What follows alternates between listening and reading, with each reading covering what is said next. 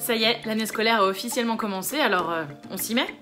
Et on va commencer par l'essentiel de la phrase, le noyau de la phrase, le verbe. Alors c'est parti pour une petite vidéo sur les conjugaisons. Cette vidéo, elle est adaptée à tous les niveaux, de la 6e jusqu'à la première. Sachant que plus on avance, plus ce sera compliqué. Alors si t'es en 6e, ne t'inquiète pas, il ne faut pas tout retenir. Si t'es en première, là par contre, va falloir se donner. Je te mets dans la description ce que tu dois maîtriser selon ton niveau. Alors, commençons par le commencement. Quand on parle de conjugaison, tout de suite on doit penser à verbe, groupe, temps et mode. Alors rassure-toi, je vais pas te détailler chaque construction de temps, parce que là il y en aurait pour la nuit, mais déjà on va faire un point sur la façon dont notre conjugaison est construite. Alors déjà en français, on classe les verbes en 3 groupes. On a les verbes du premier groupe, qui finissent en ER, et là ils sont tous réguliers, sauf aller qui est un peu particulier. Le deuxième groupe, ce sont les verbes en IR, mais attention qui font IS au pluriel.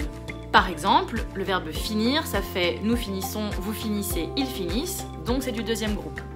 Atterrir, ça fait nous atterrissons, vous atterrissez, ils atterrissent, deuxième groupe. Dormir, nous dormissons. Quoi? Ben non, suis un peu! On dit nous dormons, donc troisième groupe. T'as compris.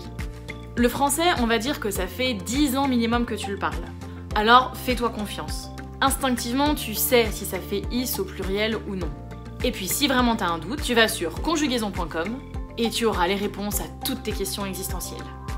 Et donc pour le troisième groupe, comme ils sont tous irréguliers, ça, à part la pratique, il n'y a pas vraiment de solution miracle.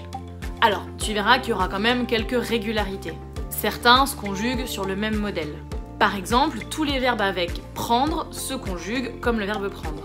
Donc comprendre, apprendre, reprendre, méprendre, tout cela, ils vont se conjuguer pareil. Après, t'as les autres verbes en dre, comme attendre, entendre, mordre, etc. Eux, c'est pareil, tu verras qu'il y aura des régularités. Tu vas avoir aussi tous les verbes en indre qui vont se ressembler, comme peindre, craindre, éteindre. Et pour finir, tu vas avoir les verbes en war, devoir, pouvoir, vouloir, savoir, etc. Mais bon, comme il y en a beaucoup, va falloir beaucoup s'entraîner. Et je te rassure, les adultes aussi galèrent sur ces verbes-là. Alors on fait tous preuve d'humilité, et quand on sait pas ou qu'on a un doute, on vérifie. Bon, une fois que t'as compris comment fonctionnent les groupes, il faut comprendre comment fonctionnent les modes et les temps. Et du coup, je te mets dans la description quel mode et quel temps tu dois maîtriser en fonction de ton niveau. En français, on a 6 modes.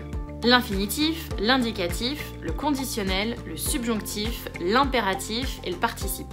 Et en fait, chaque mode correspond à un degré de réalité différent. Chaque mode en fait permet d'exprimer des choses complètement différentes. Par exemple, l'indicatif, c'est le concret, c'est le réel. C'est ce qui s'est passé, ce qui est en train de se passer ou ce qui va se passer. Le conditionnel, comme son nom l'indique, c'est la condition, c'est l'hypothèse. Comme par exemple quand tu dis « tu pourrais y arriver si tu essayais ».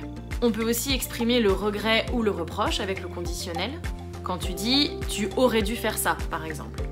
Le subjonctif, c'est ce qui va exprimer les souhaits, les volontés. Quand tu dis « je veux que tu viennes »,« je souhaite que tu ailles bien ».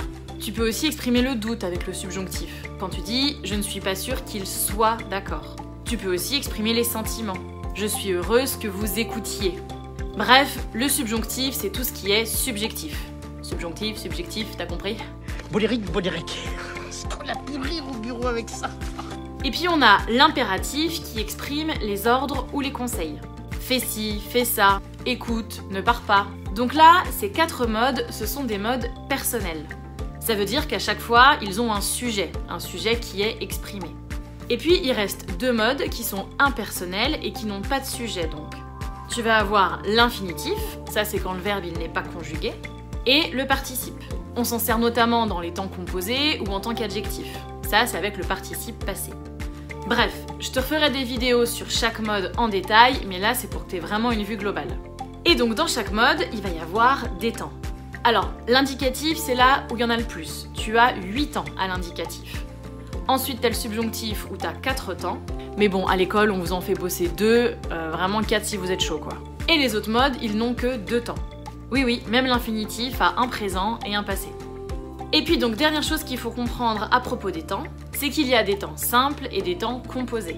Les temps simples, c'est quand tu conjugues directement ton verbe, et les temps composés, c'est quand tu utilises un auxiliaire, le verbe être ou le verbe avoir. Par exemple, quand tu dis « j'apprends », c'est un temps simple parce que le verbe « apprendre » il est conjugué directement. Et donc ici, il est au présent de l'indicatif. Mais quand tu dis « j'ai appris », bon bah là, c'est un temps composé. Puisque tu as l'auxiliaire avoir, j'ai, et le participe passé du verbe apprendre, appris. Et là, du coup, ton verbe apprendre, il est conjugué au passé composé. Donc, on récapitule. Quand on parle de conjugaison, tu dois avoir en tête qu'il y a des groupes qui permettent de classer les verbes et de retrouver des similarités entre les formes, des modes qui expriment chacun un degré de réalité différent, et des temps qui peuvent être simples ou composés. Et ben voilà, avec ça, tu as toutes les clés pour être un expert en conjugaison. Donc, il n'y a plus qu'à s'y coller.